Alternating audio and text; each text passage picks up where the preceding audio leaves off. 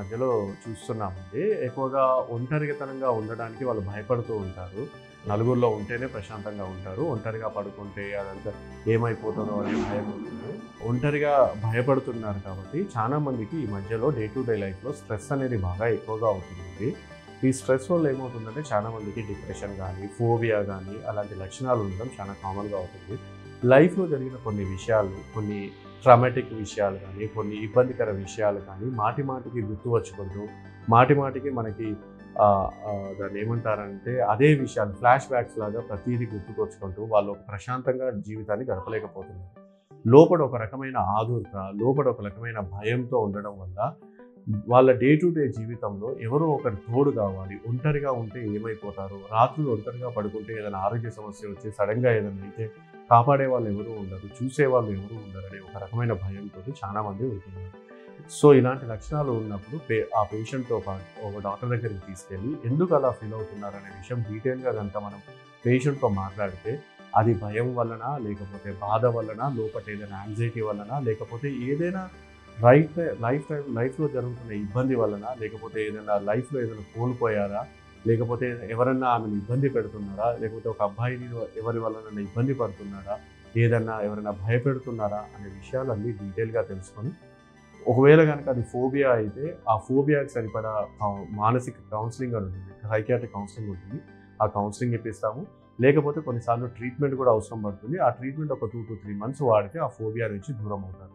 ఒకవేళ గనక వాళ్ళు డిప్రెషన్ అనే దాంతో బాధపడితే ఇది మోస్ట్ కామన్‌గా ఉంటుందండి. అకార్డింగ్ టు WHO స్టాటిస్టిక్స్ దాదాపుగా నలుగురిలో, ఐదుగురిలో ఒకరు ఈ డిప్రెషన్ అనే దాంతో బాధపడుతున్నారు. దీనివల్ల వాళ్ళకేంటంటే సెల్ఫ్ ఎస్టీమ్ బాగా తక్కువగా ఉంటుంది. వాళ్ళ మీద వాళ్ళకి ధైర్యం ఉండదు. వాళ్ళ మీద వాళ్ళు ఒక పని చేయగలిగే అనే ఒక ముందుకు వెళ్ళే అంత ఇది ఉండదు, ధైర్యం ఉండదు. సో, కాబట్టి వాళ్ళలో ఇలాంటి లక్షణాలు ఉండడం చాలా కామన్. కాబట్టి ఇలాంటి వాళ్ళకి మేము ఎవాల్యుయేట్ చేసి ఒకవేళ వాళ్ళకి ట్రీట్మెంట్ అవసరం పడి ఉంటే ట్రీట్మెంట్ ఇస్తాము. కొంతమందికి ఎంతవరకు వెళ్తారంటే పాపం బతకడానికి కూడా ధైర్యం లేకుండా చనిపోవడానికి దారులు ఎలా ఉంటాయనేది వెతుకుతూ ఉంటారు. అలాంటి వాళ్ళకి కంపల్సరీ అడ్మిషన్ అవసరం ఉంటుంది. అలా వాళ్ళకి అడ్మిషన్ చేసేసి ట్రీట్మెంట్ చేస్తాము. అండ్ ఇంకా నెక్స్ట్ ఇంకొక కేటగిరీ ఏముంటుందంటే నిద్రపోతే సడన్గా ఆరోగ్యం విషయంలో చనిపోతే ఏమవుతుంది?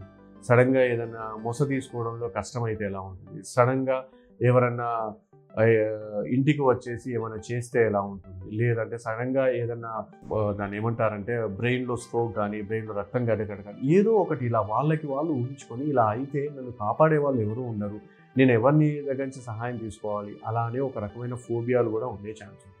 సో, ఇలాంటి ఏ లక్షణాలు ఉన్నా కూడా మీరు వెంటనే దగ్గరలో ఉన్న డాక్టర్ దగ్గరికి తీసుకెళ్ళి ఒక్కసారి వాళ్ళతోటి డీటెయిల్‌గా ఎవాల్యుయేషన్ చేపిచ్చేసి వాళ్ళకి కావాల్సిన రోగానికి సరిపడా ట్రీట్మెంట్ తీసేసుకుంటే చాలా మట్టుకి 199% ప్రశాంతంగా బయటకు వచ్చేస్తారు. ఎటువంటి భయపడాల్సిన అవసరము ఉండదు. ఇది ఒక రకమైన మానసిక సమస్య అయ్యే ఛాన్సెస్ చాలా ఎక్కువగా ఉన్నది. ఇంకొక విషయం కూడా చెప్తాను. ఈ రాత్రులు ఒంటరిగా పడుకోపోవడానికి ఇంకా వేరే కారణాలు ఏమైనా అంటే లైక్ కొన్ని ఫిజికల్ ఇష్యూస్ కానీ, లేకపోతే కొంతమంది రాత్రులు సినిమాలు చూసి కూడా భయపడే వాళ్ళు కూడా ఉంటారు. అలాంటి కారణాలు ఏమైనా ఉంటే వాటిని పెద్దగా మానసిక రోగాల కింద కన్సిడర్ చేయము. వాళ్ళకి కొంచెం ధైర్యం చెప్పేస్తే సరిపోతుంది. కాకపోతే రెగ్యులర్‌గా ఇలా ఇబ్బంది పడుతుంటే మాత్రం కంపల్సరీ డాక్టర్ దగ్గరికి తీసుకెళ్ళి ఒకసారి అయితే ట్రీట్మెంట్ చేయండి. చాలా త్వరగా మెరుగవుతుంది.